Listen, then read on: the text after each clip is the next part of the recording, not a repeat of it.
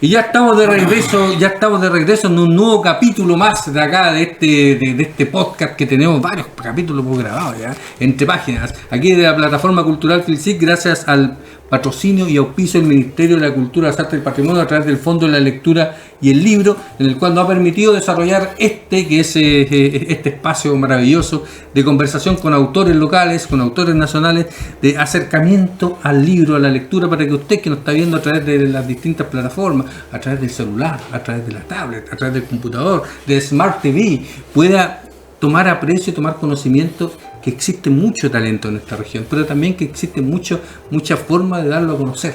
Y esto para nosotros es fundamental, que a través de este espacio pueda conocer a ciertos autores, podamos conversar de su literatura y podamos a lo mejor tener un granito de arena para que usted se incentive en leer, se incentive en comprar y se incentive en buscar lo que es local y lo que nos pertenece.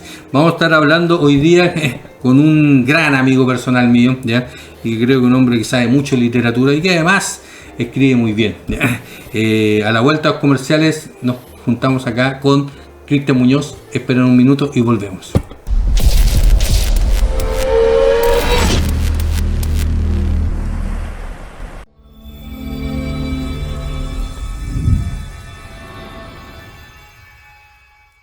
Estamos de regreso, lo prometido es deuda. Heme aquí con mi gran amigo Cristian Muñoz Torres, ¿ya? Él es historiador de la legendaria Universidad Patricio Lumumba de la Unión Soviética. Hoy día no sé cómo se llama, ya me dirás tú cómo se llama, la Universidad de la Amistad, creo que se llama, no me acuerdo. Cuando estuve por allá el año 2014. Es como se llama, tiene también un magíster en artes en la Universidad de Ginebra.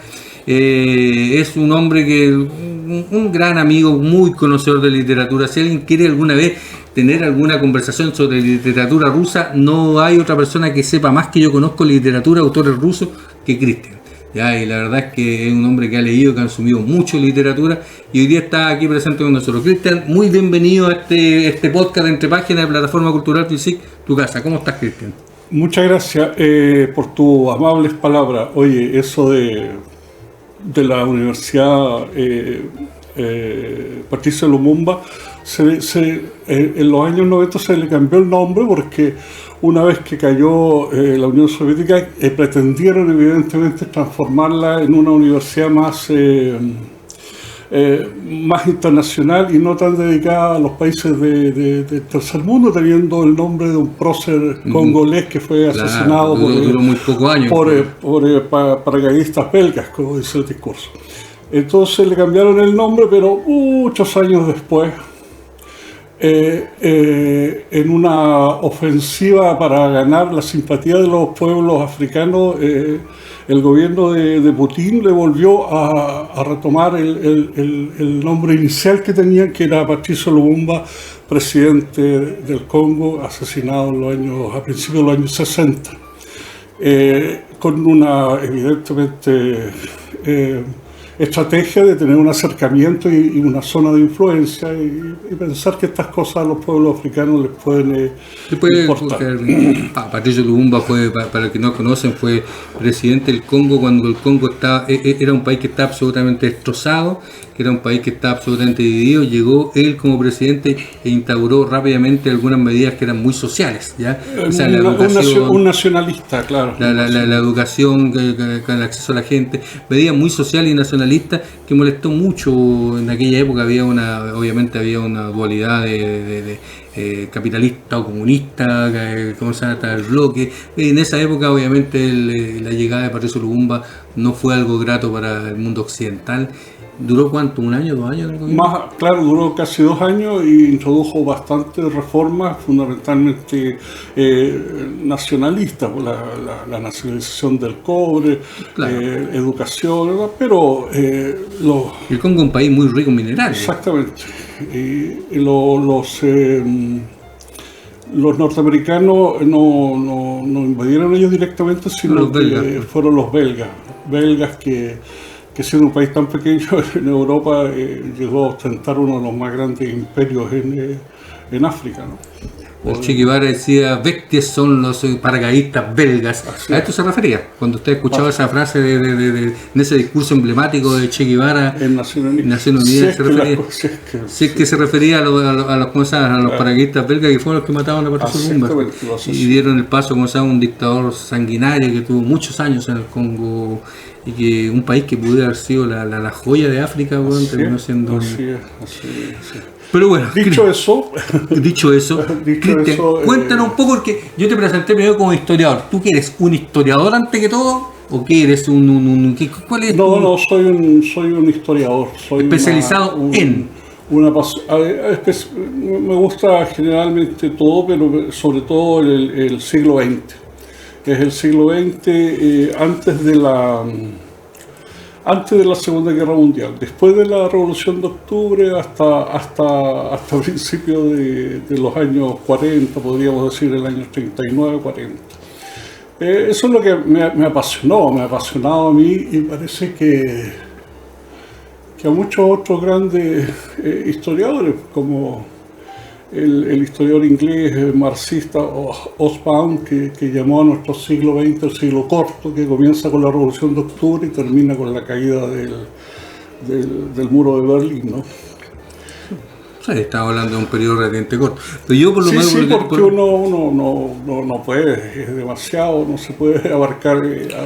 Pero por lo que he conversado contigo muchas veces, una de las cosas fundamentales a ti, tú eres un gran conocedor de la Revolución Rusa. Especialmente el proceso de Revolución Rusa. Claro, de la Revolución Rusa, sí, podríamos decir que fue lo que más...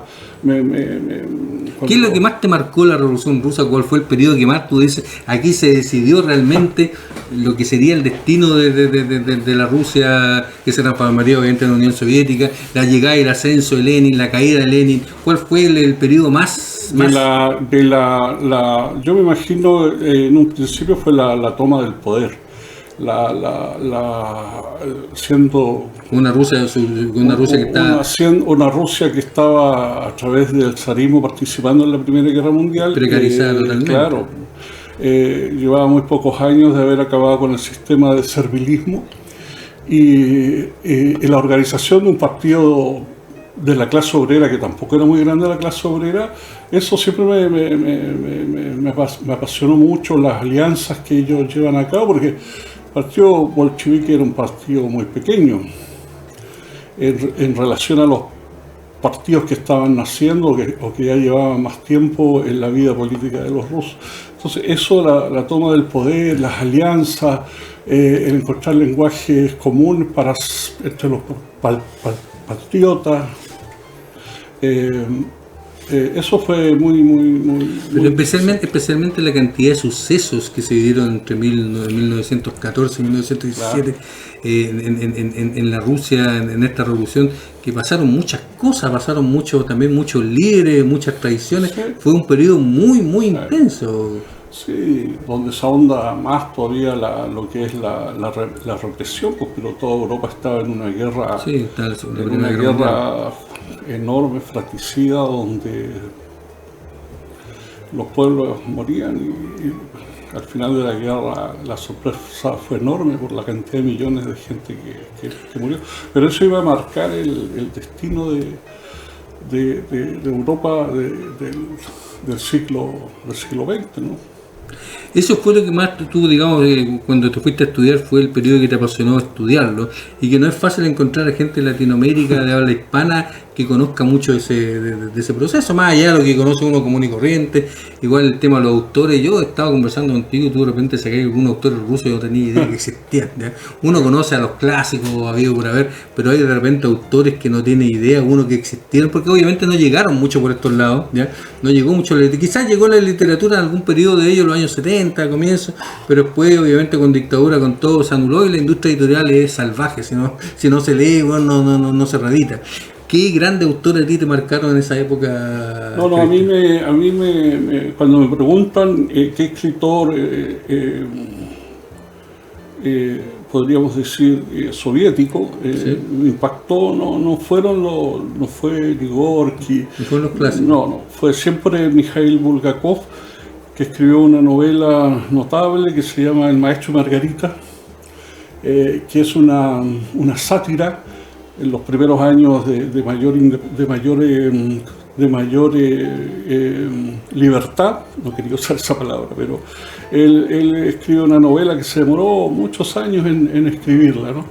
Y la novela es una sátira sobre el poder soviético, el poder de los pequeños burgueses que seguían manteniendo su riqueza y sus privilegios. Cierto que la aristocracia había sido defenestrada y exiliada o muerta, pero aparece un espacio muy importante de desarrollo de todas las artes. Todo lo que nosotros conocemos del siglo XX, yo diría que se origina en esos años, ¿no? Con la creación del Ministerio de las Culturas. Esa novela se llama El Maestro y Margarita y consiste en la visita del diablo, Azalea se llamaba, con un séquito de locos que iban a trastornar Moscú. Trastornan Moscú, se vuelven locos divirtiéndose y rompiendo la estructura, y Bulgakov demuestra que esta estructura burocrática, aburrida, oscura, podían ser sustituidas en cualquier momento. Es importante que en general son autores que no llegan acá. Yo de hecho no he leído, no he tenido el gusto de leer esa novela, no ha estado en mi poder, en mis manos, y no sé si será fácil conseguir, ¿ya? A esta altura que estaba hablando de novelas que son de comienzo del siglo, mediado, comienzo del siglo pasado. O sea, la novela fue escrita y terminada más o menos al año 38, 39, Sí, cuando muere Bulgakov, pero la novela se publica por primera vez en la Unión Soviética en los años 60. Siempre estuvo como la lista negra de los... Porque había una crítica implícita. Había una crítica a la dirigencia. O sea, el periodo estalinista estaba totalmente... Claro, estaba recién comenzando a fondo o estaba terminando la desestalinización, ¿no? La cosa es que hay un espacio ahí de libertad y logran publicar la novela. ¿Y poeta ruso que tú digas que te marcó hasta el día de hoy, Pushkin? Es que Pushkin, siempre nos vamos a referir a Alexei Pushkin porque él es el referente, ¿no? El referente, el que inicia. Si ustedes han leído literatura rusa, sobre todo Dostoyevski o Tolstoy, los personajes aristocráticos se comunicaban entre ellos en francés, porque eran bastante francesados. Y la misma literatura rusa era una literatura pobre. Habían algunas cosas que se habían escrito en el siglo XVIII, pero es Pushkin el que lleva la lengua rusa a la poesía, a la literatura, a las obras de teatro, ¿no? Y es una lástima porque muere el poeta muy joven. Pero todos vienen después una pleyada de jóvenes poetas que bajo la influencia de Pushkin empiezan a trabajar, a escribir. ¿Hay alguno en especial que tú pudieras recomendar? Lermontov, Mikhail Lermontov, que era un gran poeta muy joven, que también muere en un duelo. Se llama Mikhail Lermontov, tiene un poema que se llama Al poeta, que es justo a la muerte del poeta. Y estamos hablando de 1825, 1830, ¿no? Con una Rusia zarista. Sí, digamos. una Rusia totalmente zarista, que todavía vive en el feudalismo total, ¿no? Pero ellos empiezan a escribir. Hasta que aparece el escritor Nicolás Gogol, ucraniano, creo que escribía en ruso. Él empieza a llevar a escribir más del pueblo, del funcionario público, y se pasea por la vida, por la gestión del poder, del pequeño poder del burócrata en la Rusia zarista de mediados del siglo XIX. Que era salvaje, por lo menos. Era burocrática, salvaje, existían escalafones hasta... Pero hay algunos escritores que marcaron la Revolución Rusa, algunos poetas que marcaron la Revolución Rusa. Sí, los escritores siempre tienes a Máximo Gorki, que fue un poeta, podemos decir, de los dos periodos, un escritor de los dos periodos, porque él escribía desde antes de la revolución.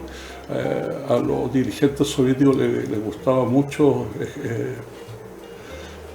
Escribió La Madre, una novela notable sobre los jóvenes revolucionarios y una madre que después se transforma en una obra de teatro que Bertolt Brecht la lleva al teatro, ¿no? Sí. La Madre. Y así. Pero el gran autor, porque además hay muchos premios Nobel en Rusia, hay muchos autores soviéticos que fueron premios Nobel, me acuerdo, no sé, Solzhenitsyn, que es un, más moderno seguramente, pero marcó una época. Sí, Solzhenitsyn, pero antes de eso hubo dos escritores soviéticos que habían ganado el premio Nobel. Uno que es Mikhail Sholokhov, sí, también que había escrito dos novelas notables que se llama uno Campos Roturados, y él lo gana el premio Nobel. Y después tenemos al autor del doctor Zhivago, que es Pasternak. Sí, Boris Pasternak, que es... yo creo que es una de las novelas rusas más lindas de todos los tiempos. El doctor pero Zhivago. él, de cierta manera, al poder soviético, a la gente que llevaba adelante la cultura, le impiden ir a recoger el premio y lo rechaza y lo obliga. Un poco como compensación se lo dan después a Mikhail Sholokhov, ¿no? Y después tienen, por supuesto, a Solzhenitsyn, que lo va a ganar muchísimos años después. ¿Qué viene de Solzhenitsyn? No, es un gran escritor. Es un opositor absolutamente al régimen soviético. Sí, un opositor, había estado muchísimos años preso, era un profesor de matemática que había servido en el Ejército Rojo, y por unas cartas que había escrito criticando la estrategia o a sus oficiales, pasó alrededor de 10 años preso. En Siberia. Claro, en Siberia. Y después, escribió novela, El Cuarto Círculo, escribió novela El Archipiélago de Gulag, todas esas que fueron publicadas esencialmente en el extranjero. Y a él no se le permitió salir hasta mediados de los años 70. Y ahí fue cuando ya vino el reconocimiento mundial de Claro, Solzhenitsyn. ya era conocido porque participaba en un grupo de derechos humanos, se llamaba el Grupo de los Tres, donde estaba él, Solzhenitsyn, estaba el Medvedev, un historiador famoso también, y el físico nuclear que también recibe la bomba, que también recibe el premio Nobel. Claro, el premio Nobel de la Paz. A mí me da risa, me acuerdo un comentario más allá de lo literario, cuando tú, ¿cómo se llama? Tú decías, varias veces conversamos, tú decías, no, yo estudié en la Universidad Patricio Lumumba, y más de algún desubicado decía, no, yo estudié en la Católica, y te tiraba un poquitito, y tú te tirabas para abajo, trataba de tirar para abajo, hasta que tú le decías una frase puntual. ¿Cuál era la frase puntual? Y después muchos compañeros latinos me copiaban, ¿no? Entonces, evidentemente trataban de menoscabar la universidad. La universidad con un campus gigante, con facultades de física, de matemática, de química, de derecho, de ciencia, de periodismo. Es una universidad enorme, más de 10.000 habitantes tenía en la época mía, en los mediados de los 80. Pero la frase cuando me miraban, yo le decía, ¿cuántos premios Nobel le daban clase en tu universidad? Entonces me miraban, ninguno. En la mía sí habían. Cierto que no estaban donde yo estudiaba, donde yo... Pero eran de física. Pero eran de física, de química. Estaban por ahí encerrados en su cuartucho estudiando el universo. Tú te paseaste, viste a los científicos rusos que son tremendamente modestos, iban caminando, toman el metro. Además la universidad en su época había sido muy linda. Lo que pasa es que yo cuando fui se notaba que estaba un poco descuidada, digamos, básicamente. No, ahora la botaron edificios, construyeron. En 2014 estuve yo por ahí. Claro, ahora 10 años no han construido todos esos edificios más viejitos que estaban donde yo vivía. Lo derrumbaron y creció y se duplicó también, hay más de 20.000 estudiantes. Es una universidad muy linda, pues en otra época hubiese No estado- cualquiera llegaba a Patricio Lumumba tampoco. Yo, no. Ese también, es un tema que también no solo por política, sino que ¿Te acuerdas que le Porque- decíamos a Eric Gol, ¿y por qué no te llevaron los rusos? No, sí, decía, si me quisieron llevar, yo postulé a la beca. Decía. la Patricio Lumumba. Claro. Eric Golen, Gran Premio Nacional de Y amigo nuestro. Ciencia sí, Exacta, sí. amigo personal y toda la cosa. Oye, después te fuiste, ya, después de todo el periodo en Rusia, te titulaste todo, y después te fuiste, ¿cómo se llama?, a vivir en Europa un largo periodo de tiempo. De hecho, estuviste en Suiza, donde estudiaste en Ginebra. ¿Qué estudiaste No, me fui específicamente? yo no tenía ni siquiera en esa época pasaporte, entonces no, estaba en una nefasta lista que había creado la dictadura, tenían los pasaportes con la letra L, entonces no estaba en una lista y no te dejaban venir. Yo la verdad es que siempre que yo fui el típico refugiado que vivía con la maleta lista para volver a Chile y tenía una pasión, un deseo enorme, soñaba con volver al país, pero los años siempre van pasando, pero regresé. Y me fui a vivir a Suiza, a Ginebra, porque tenía mi hermano vivía ahí. Me fui a vivir a Ginebra, aprendí la lengua francés y estudié, trabajé, intenté hacer un doctorado, pero ya después tenía dos niños chicos. Hiciste un magíster allá, ¿sí? Sí, en el Instituto del Desarrollo, y que se llama ahora Instituto Internacional de Estudios Internacionales y del Desarrollo. Habían dos institutos bien ¿El magíster es importantes. magíster en artes? En estudios del desarrollo. Ahí conocí me interesé más en África. El magíster de arte lo hice en la Unión Soviética. Ah, la Unión Soviética, Sí, pensé que lo sí. había hecho en Ginebra. Master of Art. O sea, nuestro invitado hoy día tiene un paso, una trayectoria internacional no menor, ya, en una época en la cual no era tan habitual salir al extranjero. Ya hoy día, claro, con las distintas cosas que pasan y acceso a los vuelos, todo sí, sigue siendo un tema que no cualquiera lo hace, pero está mucho más abierto para el público en general. En aquella época, volar a Europa Sí, era una fortuna. De hecho, volar a Santiago era una fortuna. Los aeropuertos tú encontrabas solamente rodeado del mundo de la clase ABC1, me acuerdo en aquella época. ¿Ya? Entonces tú en esa época volaste y recorriste O sea, Europa. viajé, tuve la posibilidad de viajar. Viviste en Cuba también. Oye, no, en empezar a Perú, contar todo. en Perú, en Cuba, ¿no? Sí, muchas veces estuve con los muchachos, porque era en esos años un activo militante del Partido Comunista de Chile, a mucha honra, con mucho cariño, y bueno, había cosas que hacer, además, y sin pensarlo mucho, Ginebra representaba un campo de lucha contra la dictadura, porque cuando se reunía la Comisión de Derechos Humanos, siempre el gobierno chileno de la época mandaba a su gente para allá, y nosotros, los que vivíamos en Ginebra, armábamos nuestros equipos también, y para conseguir las firmas para que Chile fuera condenado por Naciones Unidas como un lugar donde se torturaba, ¿no? Eso era casi siempre más o menos en la fecha de noviembre, a finales de año, que se reunía la comisión. Y me veo yo correteando ahí en los pasillos, hablando con los diferentes delegados para que nos firmaran las peticiones. Entonces al final también resultó que, bueno, Ginebra es una ciudad pequeña, muy interesante, porque está en el centro mismo de Europa. Tú conoces, está a 3 horas de Ginebra, 4 horas de Venecia, o sea, Sí, en el epicentro de Europa, de la Europa que conocemos. A 3, 4 horas de Frankfurt. Tú te puedes movilizar en esos trenes maravillosos. Trenes bala, o también en vuelo con la Scott. Ahora, imagínate, ahora es más fácil en el sentido que ahora es más fácil volar en Europa en avión que en tren más barato, porque tienen los vuelos de bajo costo que sí funcionan. El romanticismo, recorrer. ¿Tú tomaste alguna vez el tranvía, el famoso tren? Sí, El famoso tren. sí. Yo lo viajé desde San Petersburgo hasta Rusia, Hasta y dije, Moscú. hasta Moscú, perdón, no, Rusia, hasta Moscú, y dije, vamos a recorrer el famoso, ¿cómo se llama? ¿El transiberiano? El transiberiano, porque pero- esto lo tengo que recorrer, ¿ya?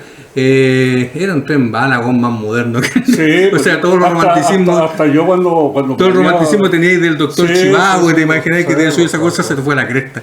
Tú alcanzaste a No, recorrer el tren a vapor, yo weón, viajaba- que estaba. no era vapor, pero ¿La electricidad? Eran trenes, había modernos para lo que era mi época, con cupés para dormir, con lavabo, baños. Pero en varios días de viaje de un lugar a No, otro. no, el viaje, yo te contaba, el viaje desde Roma hasta Moscú, uno salía el lunes en la noche y llegabas el jueves, atravesabas parte de la Yugoslavia, después se quedaba varias horas en Budapest, después entraba a Ucrania, no, hacías toda una vida arriba del tren. Pero era interesante. Porque Era la Europa de aquella sí, época. era era la- la Europa. y conocías pasajeros, gente en cada viaje. Yo lo pasé bien, siempre me acomodaba, era flaco, joven, ágil. Los camarotes tenían 3 camas grandes, bien bonitas. Yo siempre dormía arriba porque me gustaba leer, me iba leyendo. Y a veces iba en familia abajo, y no, sobre todo si te tocaba una familia soviética, digo soviética porque podían ser ucranianos, rusos, kazajos, Bielorrusos, qué sé yo. kirguisios, lo que fuese. Sí, me llevaba muchísima comida, yo con unos poquitos sándwiches y unas bebidas, pero al otro día se me había acabado todo. Pero ellos no, ellos llevaban cantidad de comida así. Y era interesante que tú conversabas y no sé, era como además un espacio de sinceridad, y ahí uno aprende mucho las buenas cosas, las malas cosas. ¿Cómo ha sido? Bueno, tú estás viviendo una época que fue fantástica también para el colectivo creativo también. ¿Cómo fue tu acercamiento? ¿Cuál ha sido tu acercamiento a la literatura? Porque tú sabes mucho de literatura, leí mucho. ¿Cuál ha sido tu principal acercamiento? Y ya sabes que yo leí mucho por tal época, yo de tal autores me capturaron y yo llegué a la literatura por tal cosa. Yo cuando nací no tenía ningún talento.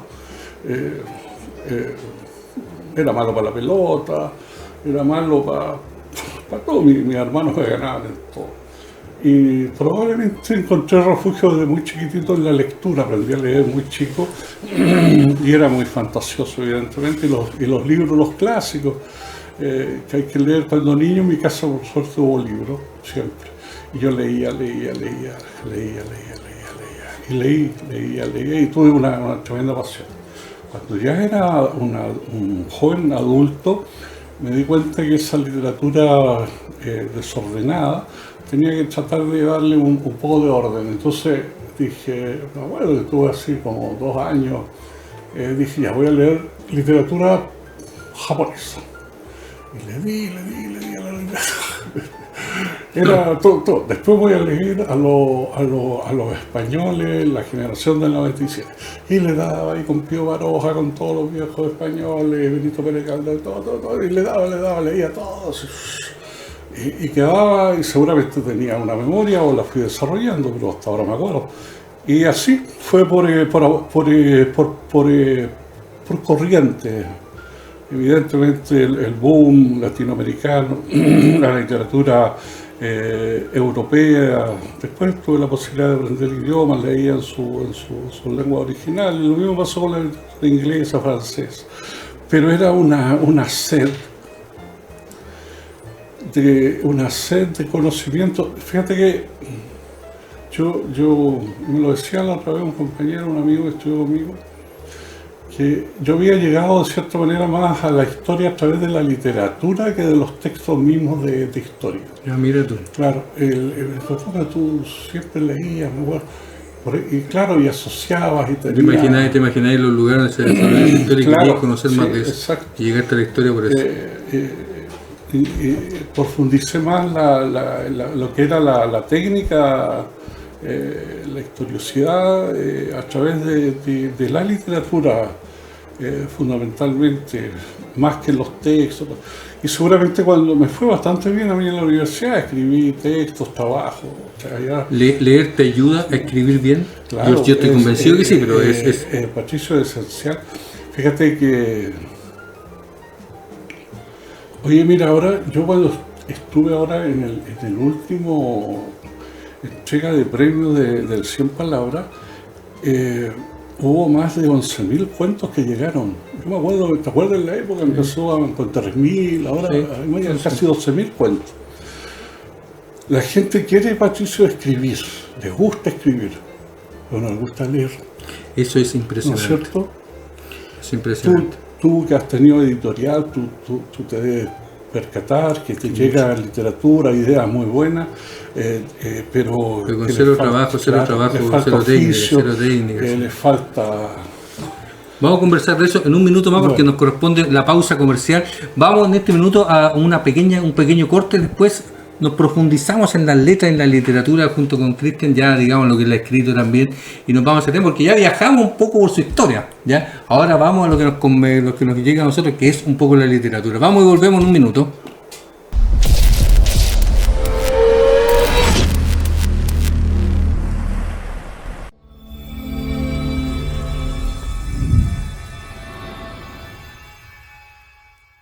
Y ya estamos de regreso después de esta pequeña pausa comercial con los miles de auspiciadores que tenemos, que son como 40 minutos en puro spot.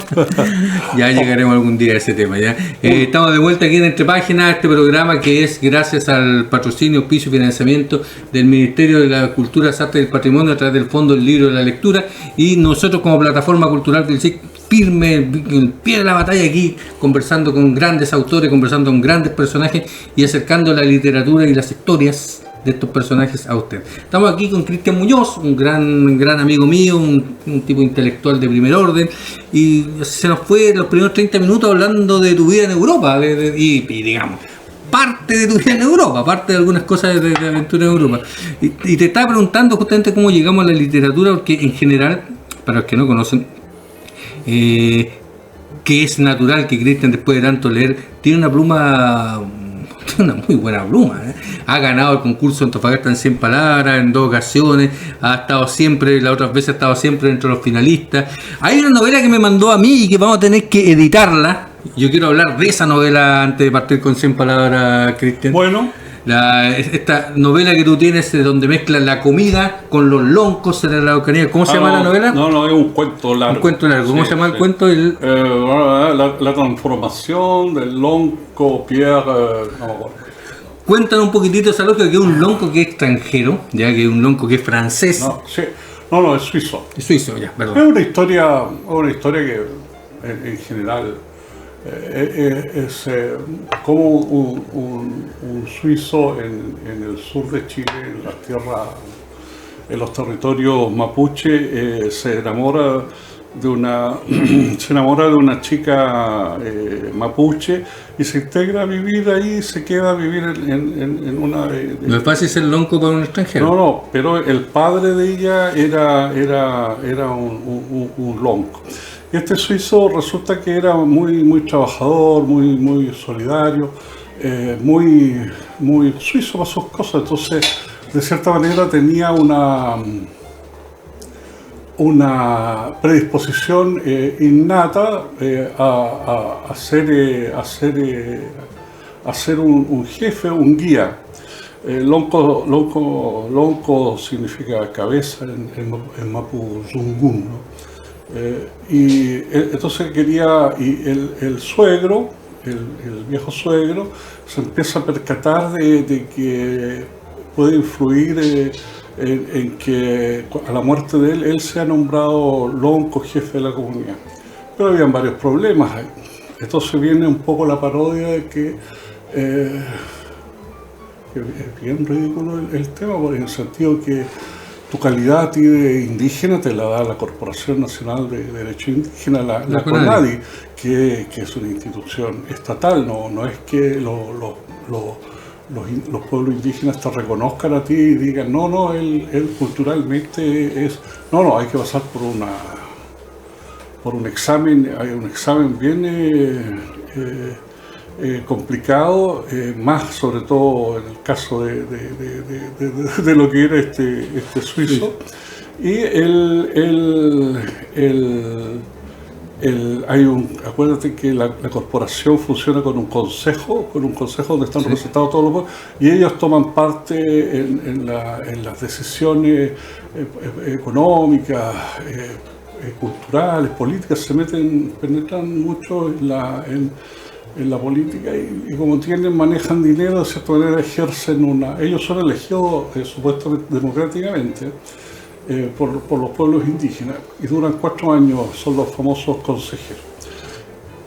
Entonces el pequeño relato de este cuento es que primero el padre de ella tiene que convencerlo a él, pero él se da cuenta que ni siquiera era chileno, que tampoco se había hecho chileno. Pero después también llega él solo reflexionando, concluye que en realidad él no quiere ser chileno, pero sí quiere ser mapuche, porque tiene su esposa, porque tiene 2 hijos, porque su vida es muy agradable, él trabaja, vive, tiene animales, tiene bueyes, etc. ¿Y logra hacérselo a un coher? No, todavía no. Cuando la comunidad de ellos lo propone al consejo, ahí viene el escándalo, porque evidentemente hay muchos puritanos en todas partes, puritanos de la sangre, puritanos de los hábitos, las costumbres y la cultura, entonces se iban a oponer en el consejo los más extremistas de que no. Finalmente deciden que una comisión lo va a investigar para saber si él realmente tiene o no tiene las condiciones para ser la calidad de mapuche. Entonces ahí yo voy intercambiando cómo mezclan las comidas netamente suizas que ellos comen, eso es divertido, con las comidas porque en cada vez que termináis un capítulo metéis una receta en ese cuento. Llegaban la receta de allá, recetas, él le gustaba su comida suiza, pero cuando llegaba la comisión investigadora, él estaba preparando, supongamos, un plato suizo, una raclette, una fondue. Entonces a él no le quedaba otra que mezclarla con otras comidas, con otros temas, meterle más papa, meterle más cosas y decir, no, este es un plato de acá, mapuche, que me enseñaba. Y entonces, para engañar a esta comisión, esa parte es bien divertida porque él tiene que transformarse cuando llega a la comisión en un mapuche, sacar las fotos de las montañas suizas, los recuerdos, los souvenirs e ir cambiando. Para eso evidentemente tiene el apoyo de su mujer y sus 2 niños, que generalmente cuando ven llegar a la comisión que viene a investigarlo, si él es un suizo, o sea, si él es un mapuche auténtico. Ese en esencia es el cuento. No, mira, yo cuando lo leí un par de veces te dije que este cuento está para editar, y vamos a hacer algo este año porque se edite ese cuento definitivamente por Editorial Filsic. ¿Ya? Lo merece, lo amerita, que lo leí, aparte de otras novelas que tenemos. No, pero sí, la verdad es que siempre escribo. No, pero por ejemplo aquí vamos a leer de Cristian el último cuento aquí ganador en Antofagasta en 100 palabras, ya que en esta versión de este año, que hay otra, ¿cuándo fue? El 2012, 2013 que lo ganaste también, y siempre estáis dentro de los finalistas normalmente. Este se llama El Barbero de Cali. Muy atingente a la realidad antofagastina. Premio al talento mayor de Antofagasta en 100 palabras. Dice así: caminó 3 kilómetros desde la toma. Caminó 3 kilómetros desde la toma. Necesitaba 500 pesos para la micro que lo llevaría al centro. Se cansó de escuchar: no te da vergüenza, negro, con ese cuerpo pedir limosna, anda a trabajar a una minera, triste gente sin imaginación. Es cierto que era fornido, es cierto que puede tirar palas hasta el infierno. También podía detenerse para mirar a otro pobre como él, pero se trata de lo que debía hacer. Caminando llegó a la peluquería por primera vez, donde le esperaban las locaciones, las navajas, las tijeras y los azabaches sillones. Cristian Muñoz, 65. Era peluquero. Era peluquero. No era minero. No era minero, exacto. Entonces, relatos como estos te fluyen porque tú llegás y lo escribís de una y no es que haya un trabajo profundo de creación, te nace lo escribir. Sí, me nace, lo escribo. Ahora mismo estoy escribiendo, siempre, no sé, es como... ¿Te acuerdas la novela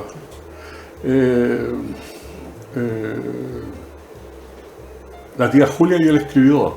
Sí. Entonces en el prefacio hay una arenga de lo que él, cómo se veía. Pues yo me veo escribiendo, me sueño escribiendo, sueño que escribo. Y así, bastante así mismo me ocurre a mí. Y a veces duermo en las noches y estoy escribiendo. Estoy escribiendo y en la mañana después, oye, estaba bueno, esas palabras, eso estaba bueno.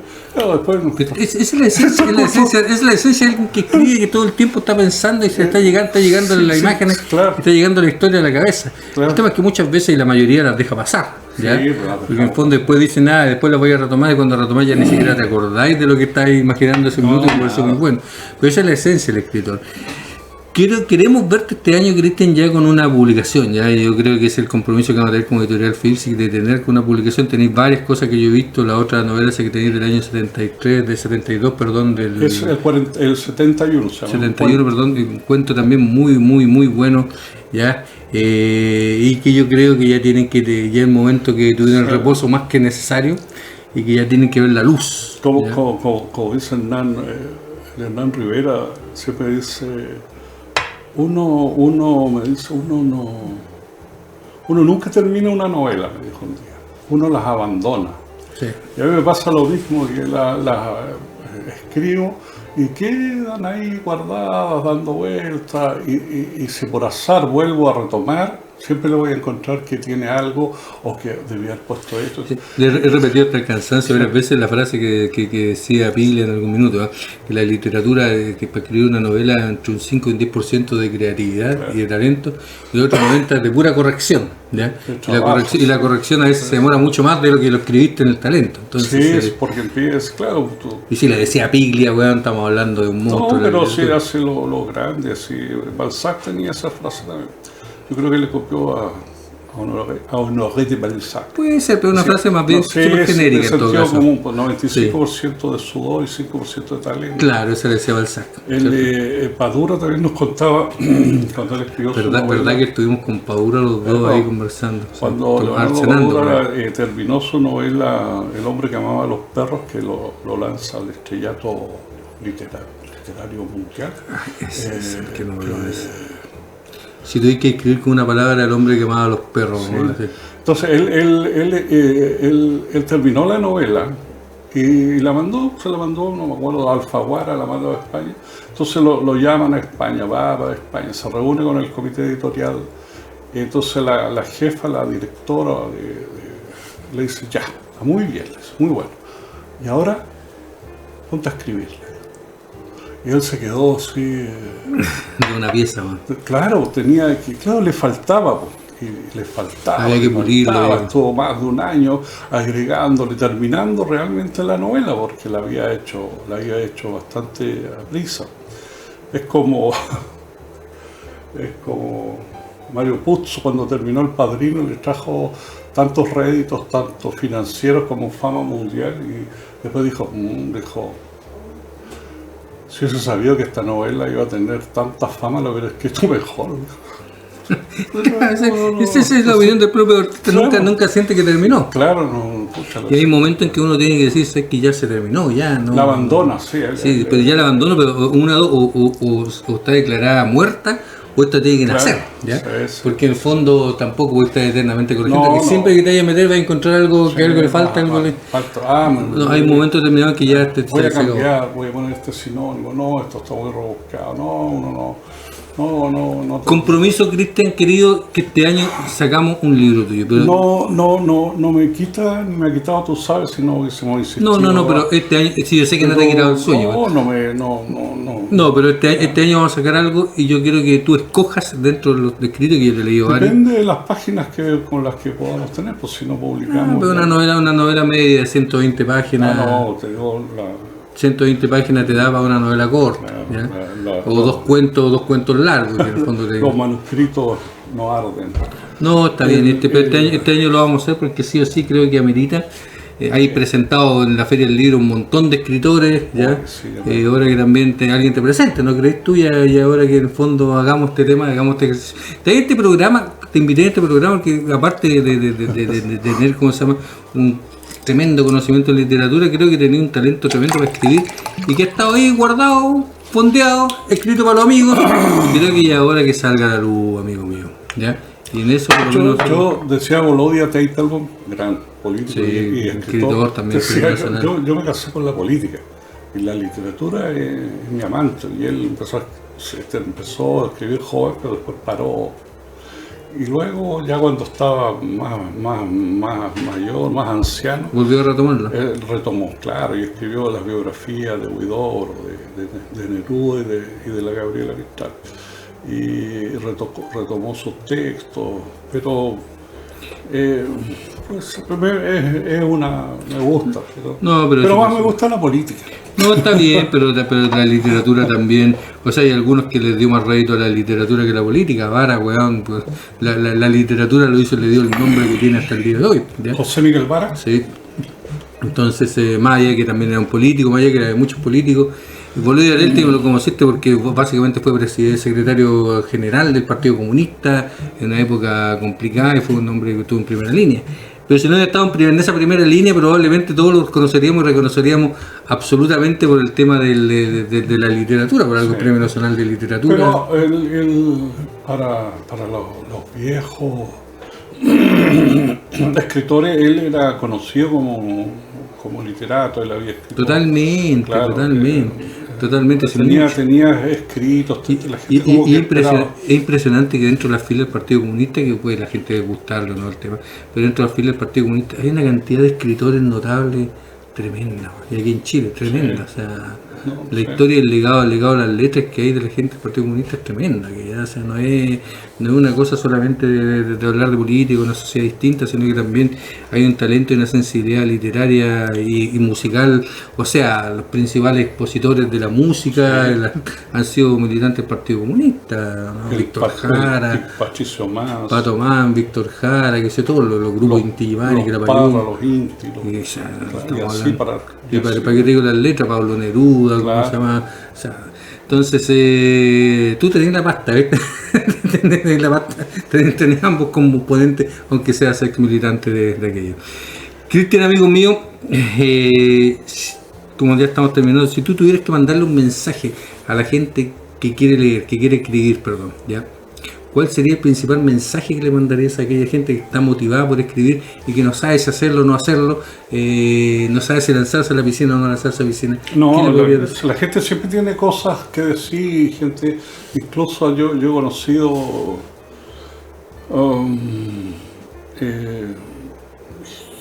gente semi-analfabeta que tiene una pasta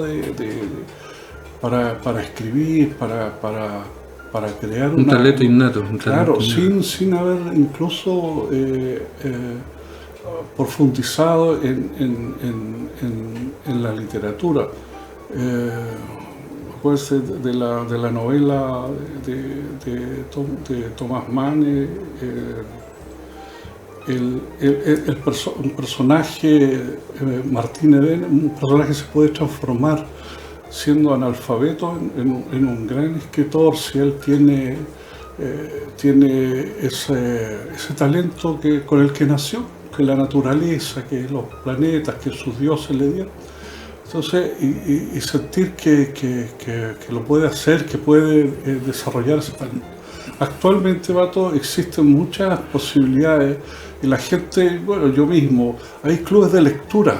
Sí. Hay clubes de escritura donde tú puedes participar a través de las redes sociales y a veces la timidez que a las personas, a todos nos hace sentir que estamos exponiéndonos, abriendo un poco nuestro corazón como en un confesionario y no nos gusta mucho eso. Entonces, pero esos clubes, esos de lectores y de escritores ayudan mucho.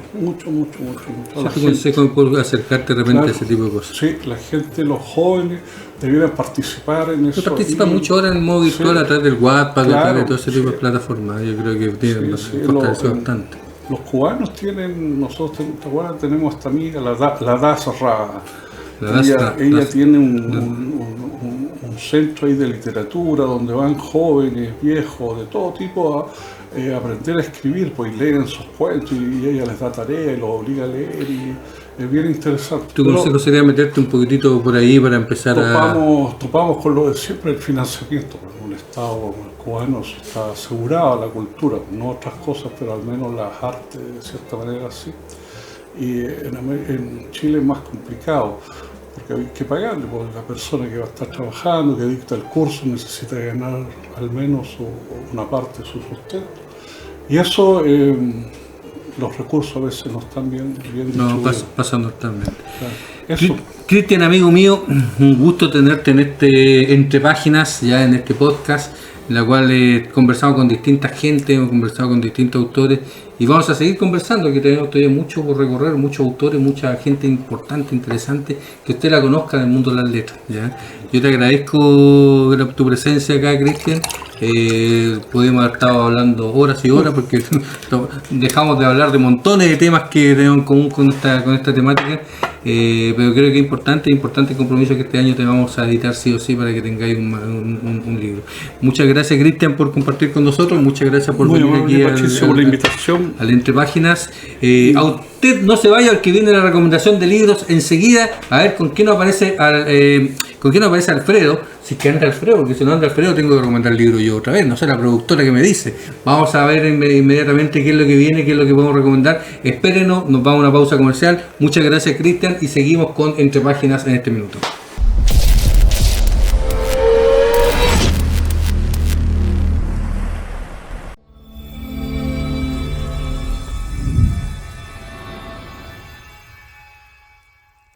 Bien, estamos en las recomendaciones literarias y esta vez vamos con Manuel Puig y El beso de la mujer araña. Oye, Manuel Puig es un escritor argentino tremendamente significativo y esta obra particularmente es importante.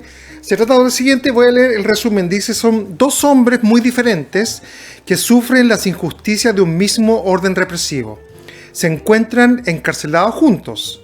Esta es la historia de Valentín, ideólogo y aspirante a revolucionario, quien se halla encarcelado en la celda de una prisión argentina, con Luis Molina, decorador de vidrierías, homosexual y aspirante a femme fatale.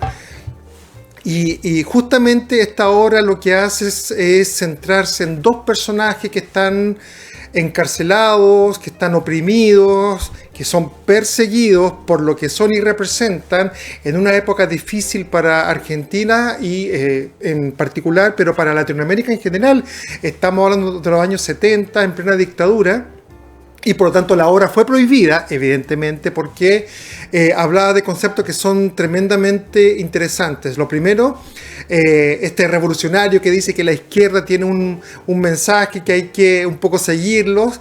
Y por el otro tenemos a esta persona que es vamos a decir, un simple vendedor, ¿cierto?, de vidrios, pero que tiene una visión súper dulzona de la vida. Entonces, durante la obra está él constantemente con un discurso hollywoodense, porque su sueño es estar en este Hollywood, recordando que Hollywood siempre ha tenido esta aura de ensueño, de que llegar a Hollywood es de estar en un espacio solamente para unos pocos.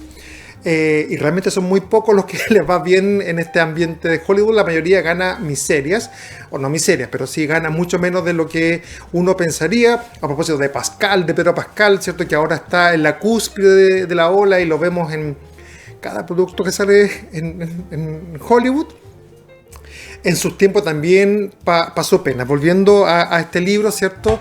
Me gusta por varias cosas. Primero, porque tenemos este discurso disonante a primera línea de dos personajes que se encuentran en este espacio carcelario, con pie de páginas, con discursos muy, muy interesantes. Y quiero hacer mención también a una película de 1985-86, si mal no recuerdo, que adapta la obra, a propósito de Hollywood, con William Hurt y Raúl Juliá, que lo conocemos también por todas estas películas de Wednesday, ¿cierto? Miércoles, Los Locos Adams. Muy famoso por esa película, pero antes ya había demostrado sus talentos en el teatro particularmente y en el cine, aunque William Hurt va a ser que va a llevar el Oscar, ¿cierto?, en esa película. Hay adaptaciones de teatro. De hecho, Manuel Puig, el escritor, ¿cierto?, argentino, también adapta él mismo su obra a ese espacio. Y actualmente, este año 2025, se acaba de estrenar otra película que adapta la obra, así que es un libro que sigue vigente y eso nos parece súper interesante. Totalmente recomendable, Manuel Puig, ¿cierto? El beso de la mujer araña. Y seguimos con...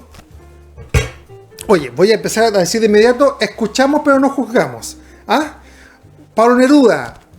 Se le odia, se le critica, así que vamos a separar la obra del personaje y vamos a hablar de las alturas de Machu Picchu, ¿cierto? Que es probablemente uno de los íconos nuevamente, ya no solo en Latinoamérica, sino en el mundo de la poesía. Me parece súper interesante, donde abordamos acá un análisis poético respecto no a esta construcción antigua, ¿cierto?, sino más bien al ser humano, de dónde venimos, qué hemos hecho, dónde estamos. Paréntesis a propósito, ¿cierto?, que se estrenó Frankenstein de Guillermo del Toro, que también plantea interesantes ideas sobre qué es el alma o quiénes son los monstruos. Cierra paréntesis. Acá en esta hora hablamos, ¿cierto?, de la esencia de la naturaleza y de la trascendencia humana. Yo quiero leer un par de párrafos, ¿cierto? Vamos con el canto 10, que dice: piedra en la piedra, el hombre, ¿dónde estuvo? Aire en el aire, el hombre, ¿dónde estuvo? Tiempo en el tiempo, el hombre, ¿dónde estuvo? Fuiste también el pedacito roto del hombre inconcluso, del águila vacía, que por las calles de hoy, que por las huellas, que por las hojas del otoño muerto, va machacando el alma hasta la tumba. La pobre mano, el pie, la pobre vida, los días de la luz deshilachada en ti como la lluvia sobre las banderillas de la fiesta, dieron pétalo a pétalo de su alimento oscuro en la boca vacía. Este es el poema 10 de 12 que contiene la obra, y el número 12 es algo que nosotros conocemos porque fue adaptado por los Jaivas en esa canción famosísima que comienza con... Un momentito, ascensor. Suben a ser conmigo, hermano. Dame la mano desde la profunda zona de tu dolor diseminado. Entonces, para aquellos que les gustan los Jaivas, les invitamos a leer Las alturas de Machu Picchu y entender ese poema como parte de un corpus bien interesante. Así que ahí tenemos estas dos recomendaciones. Literatura latinoamericana, que siempre es importante tenerla presente. Los invitamos a revisar, ¿cierto?, el catálogo en nuestra librería, en este espacio que es Entre Páginas.